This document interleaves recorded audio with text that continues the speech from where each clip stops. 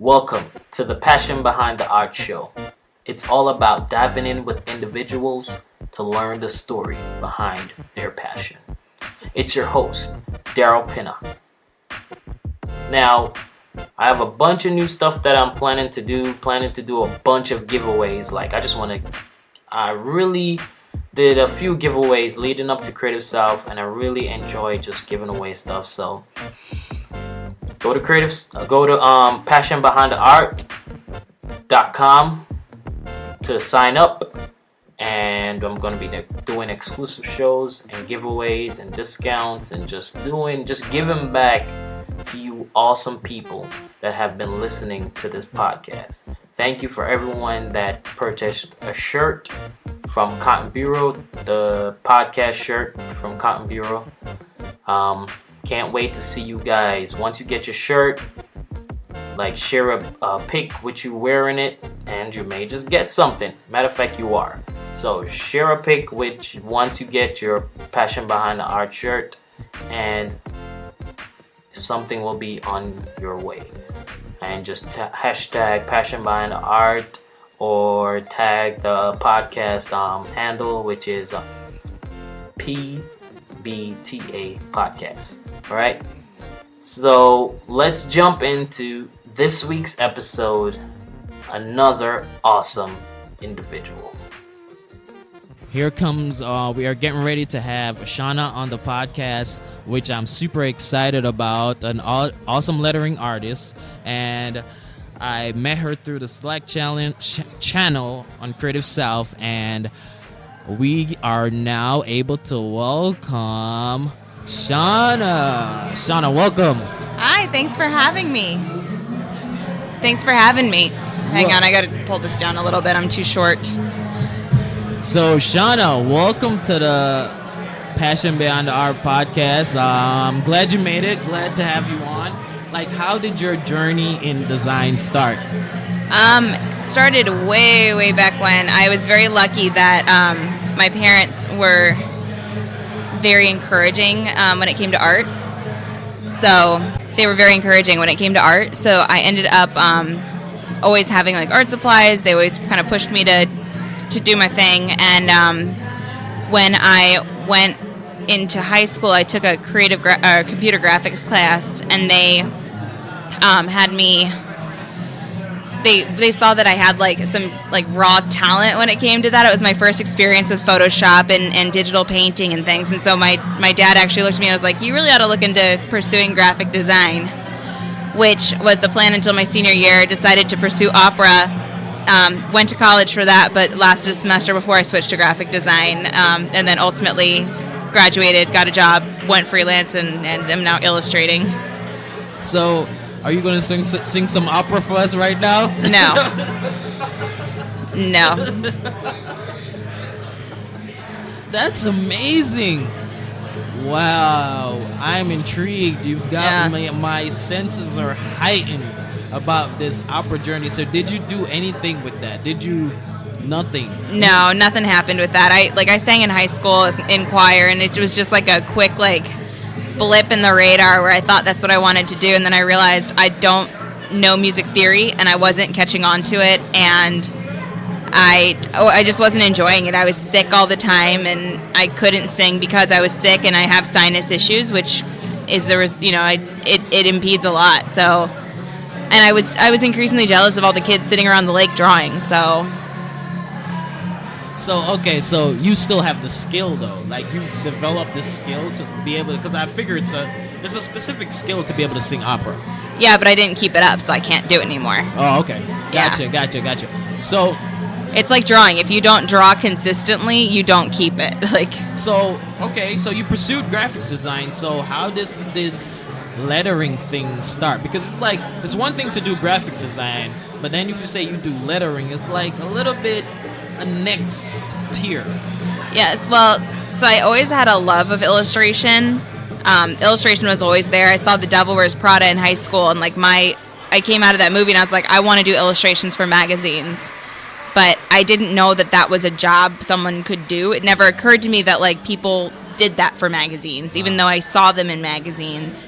And so I did illustration in college. Like, shout out to my illustration professor, Vanessa Cruz. She's actually at this conference right now with a bunch of my UNF students. Wow. Not my students, but like UNF students, so my alum is here. Wow, that's amazing. And yeah, it's super fun. Like, we finally got them to start showing up here. And but so she's actually a lot of the reason that I do illustration, because she was my professor. She worked in the industry. She showed us the things that she did. And that's kind of when I started to realize, like, this is something I could eventually do. But ultimately, I had an internship at an agency in Jacksonville called Brunette Garcia. And it was there that they realized I was an illustrator before I really realized I was an illustrator. And I've looked back in a lot of my old portfolios, and I did a lot of lettering in college without realizing it was lettering. When I was in school, a lot of it was the, like, very clean, very Swiss look. Like, it was, like, my style was very grungy, very textured, and very opposite of what everyone else was doing.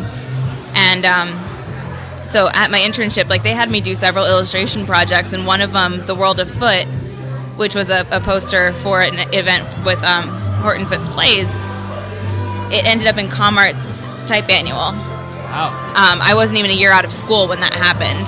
That's nice. So that helped launch my career, but it was that project in general that made me realize, like, lettering was a thing. And I just remember sitting there looking on, like, my fonts and copying, like, looking and referencing, like, these different typefaces for inspiration and trying to figure out different styles to draw. And it was, like, at that time that Jessica Hish was just starting to come onto the scene with her Should I Work for Free chart.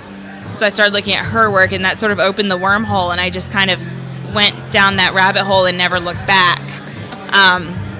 But ultimately, like, I worked in the field. I after my internship, I got a job in-house at a clothing company, and a year later got a job inquiry from an agency in Orlando that reached out to me and said that we were looking for an art director. We'd be interested in interviewing you.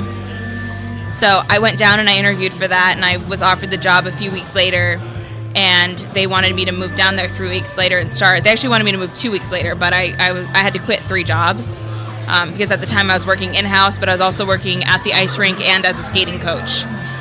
So I was maybe sleeping 4 hours a night at that point. You're a beast. Well, and I'd come home from work and I would just start drawing type. Like, I was obsessed. Like, I'd come home and I would sit and for like 2 hours I'd just continue to draw lettering, and then I'd go to bed and I'd repeat the next day. So unfortunately, like, it was not something I could do when I was working at the ice rink. I was a scorekeeper, so if I started drawing, I would tend to, like, zone out, and I'd miss, like, the ref call. So I took up crocheting while I did that, just to keep my hands busy and do something to kind of keep me warm, because it was the nighttime games. It was really freaking cold. So I ended up, like, going and I took the job in Orlando. I left my best friend. We'd lived together for like 6 years at that point, and it was one of those, like, everything kind of lined up perfectly. So I had to move, and one of our mutual friends was moving back, and so she was able to take over my lease. I was able to completely cut everything off and close my chapter there. Wow. And my mom found an apartment in Orlando for me, across the street from the ice rink, and in about 10 minutes from where I was going to work. So I got down there, started my job, and they fired me 3.5 months later without any reason. Florida is a state where they don't have to provide you a reason if they don't feel like it. I think Georgia is the same thing too. Yeah, which, I mean, it sucks. Like, it would have helped. It would have helped knowing at the time why. Right. But I was approached a year later when I finally, like, brought it up and admitted it publicly that it happened. Someone wrote to me and they said, do you want to know why? Because I can tell you. And I said, no, the time to tell me was the day it happened. If you knew when it happened, you should have reached out to me then. You know, instead, telling me a year later is not going to help me. It's not going to make me a better person. All it's going to do is cause me to have anxiety and obsess. So I was like, at this point, I don't need to know. And so that is where I kind of dove headfirst into freelance, because I called my mom, and she and my dad hopped in the car and drove as fast as they could to Orlando from Daytona, and they like what would take me 10 minutes normally took me 45 minutes to get home because traffic was so bad. So we were sitting there and ended up we were sitting there, and I'm just like, I'm gonna start job hunting, and just like in the meantime I'm gonna freelance. And my mom looks at me and goes, why don't you just start freelancing now? She goes, give it 6 months. She goes, you didn't come here to job hunt. She goes, give it 6 months. If in 6 months it doesn't work, then you can job hunt. And she's like, and I said, seriously? She goes, yeah. She goes, we'll help you with groceries. You have enough money to sustain you for a few months, but we're going to take care of groceries so that you don't have to worry about that. Like, I'm very fortunate. They were very supportive. She goes, you can work out of this cute little apartment. You can skate when you want. You can make your own schedule. You can get a dog. You can, and I was like, I can get a dog. And she goes, which you did do. I did. Within 2 months, I had a dog. I just celebrated his 5-year gotcha day was last week. Oh, that's awesome, man. Yeah. That's awesome. So, how did Creative South happen? How did you hear about this? How did this happen for you? So when I started freelancing, I was freelancing for almost a year at that point when I saw Mary Kate McDevitt was going to be speaking at Creative South. She had posted about it on Twitter, so I looked up and was like, what is this conference? So I looked it up, and on the roster was like Mary Kate McDevitt, Nathan Yoder, like all these names that I was just like, this looks amazing. And at the time, it was a newer conference, so the ticket was $80. And so I texted my friend and I said, there's this conference, it's in Georgia, it's only a few hours away, it's $80 for the ticket, and the hotel's super cheap. What year was this? This was 2014. I bought the ticket in like 2013, so it was the 2014 conference. And she goes, and she's like, yeah, I'll go, let's do it. We'll make a trip out of it. I said, all right, let's do it. And so it was her, myself, and then two of our friends that worked at a local web design company, and they we all carpooled up, and we had a fantastic time. And it was, at that point, it was like maybe 200 people, maybe. But I remember walking into it, there was, it wasn't no bridge party, nothing. It was just like an alley. Lenny was on stage performing. I ran into Peter first because Peter and I had been talking on Twitter because of his Design versus Cancer campaign. Right. And so he spotted me, and we said hi, we introduced each other, and then Mike comes up and just gives me a bear hug, and he says, welcome to Creative South, and off he went. And I was like, I think I might like this. Yeah, and if anyone doesn't know, like, Mike gives the best hugs. So she and I, we had the best time. So the next year I was asked to speak. Wow. So my second year I spoke, and the year after that I attended, and then the following year my math might be a little off because I'm pretty sure this is my 5th year attending, but I taught a workshop last year, and I've come back every year. I will never miss this conference. I love it. Yeah, that's the truth. We've literally put it in our budget at home, like groceries, homeowners association, Creative South is a block in the budget. Like, it will. It's one of the best conferences I think one can attend, especially if you live in the South, because it's so accessible. Like for me to get here, it's about a 6-hour drive, which if I were to fly, it's the exact same amount of time. So I opt to drive because then I have my car and I'm able to take the last day. I leave on Sunday, but I'll go to like Iron Bank and I'll sit with people and I'll just chit chat and we'll just enjoy each other's company for a few hours, and then I can get on the road whenever I need to. Exactly. So what's next? What are some of the exciting things that's brewing in your creative mind?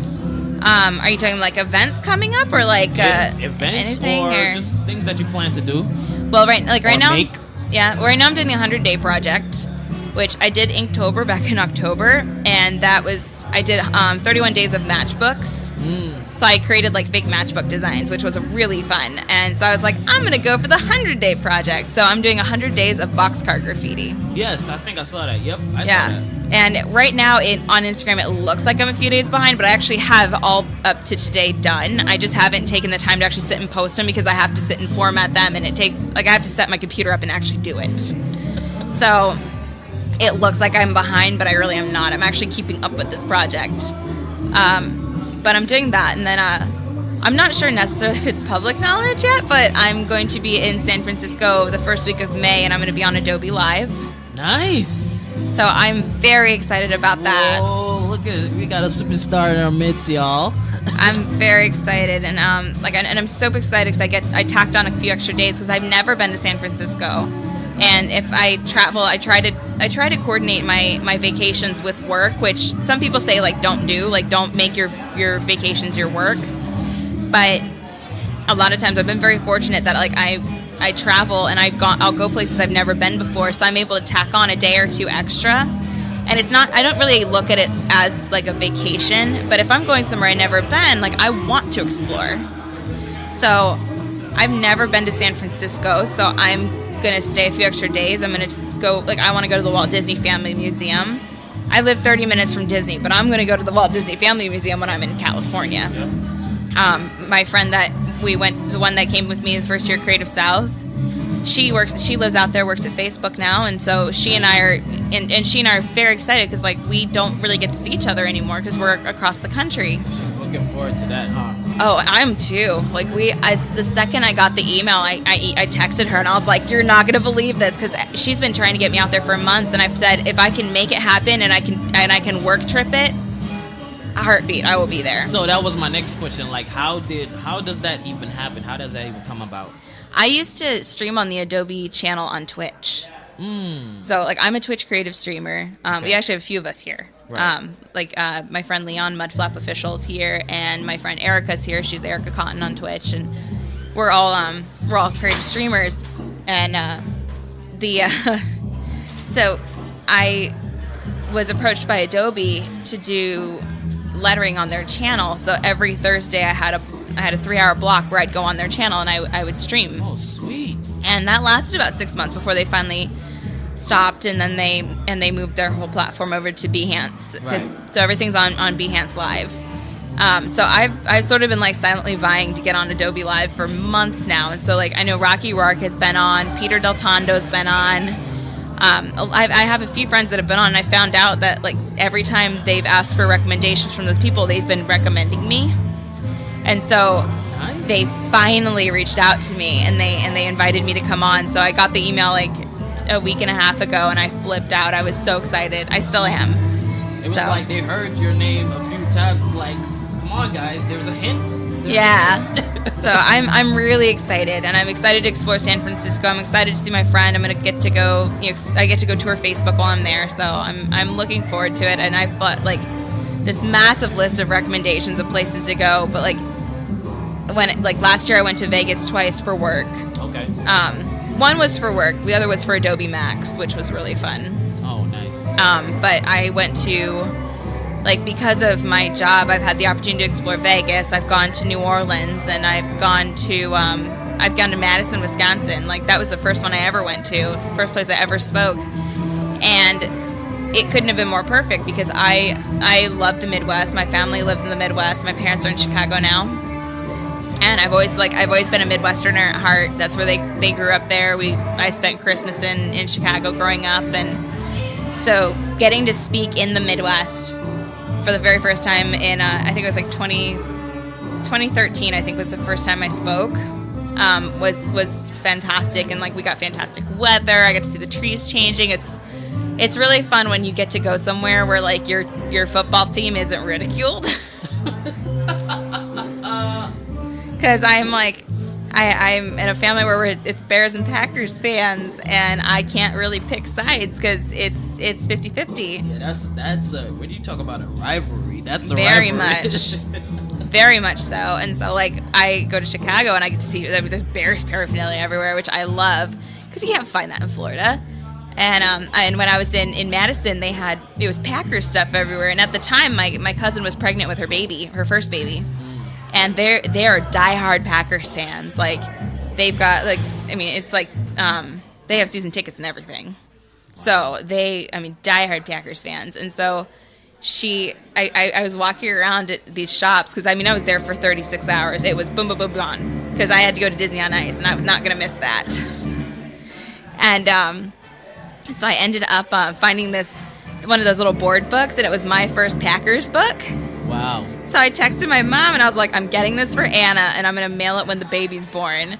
So it was fun to, like, find something that I knew that she would like. Wow. Like, listen, we don't have a lot of time, but you just started hitting my sweet spot. When you started talking about sports, like, the antennas started going off because I love sports. But as we were getting ready to close, what advice would you have for creatives out there? For creatives in general, just, be a good person, be nice. I just gave a talk on this at UCF, and I think the biggest thing is, like, be authentic. Don't network, make friends. I hate when people use the term network. I hate when people are, they try to use you to get to somebody else. Like, if you want to meet somebody, be authentic and be friends. Yeah. Because if I know somebody if I know someone, like, I don't do UX UI stuff. If I know someone that does UX UI, I don't even have to know what their work looks like. If I trust that person, I will recommend them. And I've had people use me before, and it's one of those cases of, fool me once, shame on you, fool me twice, shame on me. And I've had it to the point where it's been shame on me because I've let it happen too much. So, but what a lot of people don't realize, and especially young creatives, is that we can tell when you're not being authentic. We can tell when you're trying to use us. And they may think they're being sly, but you're not as sneaky as you think, because we've all been in those situations, and we've had it happen enough times that we know the signals, we know the signs. So the funny thing is, our job is to see the details. So yeah, and I'm, like I said, I've told people before, because everyone laughs at me here because people are like, God, you know everybody, and I'm like, no, I'm very, and I've been here a lot, I've made a lot of friends, but I always say, I'm like, I want my friends to know all my friends. Like, I want all my friends to be friends with my friends. Like, I just want everyone to meet everybody. And you know who you sound like? Diane Gibbs. Oh, very much. Yes. And that's the thing, like and so many of these people, like a lot of people, these people I only know online, and we meet here, and we finally meet in person, and like it's so authentic, and it's like so genuine. It's like you get to interact, like, between the year span online, and it's like when you get to see each other in person, it's like this reunion. It's like it is, and then you're wondering, like, someone will on the outside would be looking like, have y'all met before? It's like, no, we never met. We just talked online. But there's so many friendships that I have that started purely online. Like my first Creative South, Danielle Evans was speaking. She and I had interacted on Instagram. We were mutual follows and stuff, but we'd never really talked outside of that platform. And I saw she was getting ready to speak, and I was going to miss her talk. So I messaged her. I said, good luck on your talk. Unfortunately, I'm going to miss it. I'm doing Type Fight. And she goes, oh, come find me after. I'm wearing yellow pants. And she finished her talk before I finished my Type Fight. And all of a sudden I hear, Shauna! I turn around, she's waving at me. And so an immediate friendship. And we talk at least once a week we talk. And like last year I FaceTimed her into the conference because she couldn't make it. This year I'm going to FaceTime her in. And so awesome. It really is like it's a family reunion. That's awesome. So where can people go to learn more about what you're doing? They can go to ShaunaLynn.com, ShaunaLynn, or they can find me at Shauna Parmesan on Instagram and Twitter. Well, guys, that's the amazing Shauna. Shauna, thank you for coming on the Passion Beyond the Art Show. Thank you so much for having me. Awesome. Thank you, Shauna. Well, guys, as I get ready to zone out, thank you for this opportunity, Creative South, for having Passion Beyond Art live at Creative South. Thanks for listening to this week's episode. Go to passionbeyondart.com to learn more about what's going on and to be a part of the Facebook group, the giveaways, and much more, especially the in-depth shows that's coming up. Those will be exclusive shows. They'll be very in-depth to a particular subject matter. All right, so go to passionbeyondart.com. Be blessed.